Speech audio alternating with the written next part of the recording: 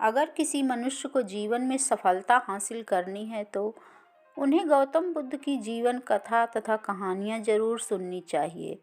वह एक ऐसे महान व्यक्ति हैं जिन्होंने जीवन का ऐसा ज्ञान प्राप्त किया जो मानवता के कल्याण करने के लिए सर्वश्रेष्ठ है। तो चलिए शुरू करते हैं एक कहानी। एक समय की बात है, महात्मा बुद्ध अपनी तपस्या में लीन थे। उन्हें तपस्या में बैठे हुए कई दिन बीत चुके थे। तभी एक शिकारी उस रास्ते जा रहा था। उस शिकारी ने महात्मा बुद्ध को पहचान लिया। शिकारी ने महात्मा बुद्ध के बारे में बहुत बड़ाई सुनी थी, किंतु वह महात्मा बुद्ध की बड़ाई से संतुष्ट नहीं था।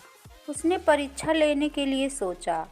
शिकारी पहले तो महात्मा बुद्ध को एक छोटा सा पत्थर फेंक कर मारता है, किंतु महात्मा बुद्ध कोई प्रतिक्रिया नहीं करते हैं, क्योंकि उनका मानना था शरीर को तकलीफ होती है, आत्मा को नहीं। अतः शिकारी द्वारा फेंके गए पत्थर के कारण शरीर को कष्ट हुआ, किंतु आत्मा को नहीं। शिकारी कुछ समय सोचता रहा। महात्मा बुद्ध कुछ प्रतिक्रिया करेंगे, किंतु महात्मा बुद्ध अपनी तपस्या में लीन थे।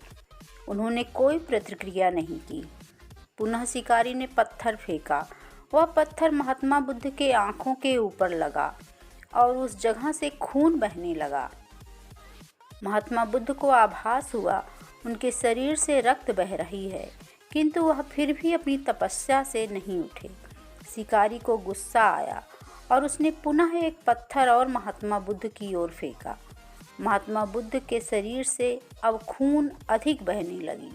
इतनी पीड़ा महसूस कर महात्मा बुद्ध के आँखों से आंसू निकलने लगे।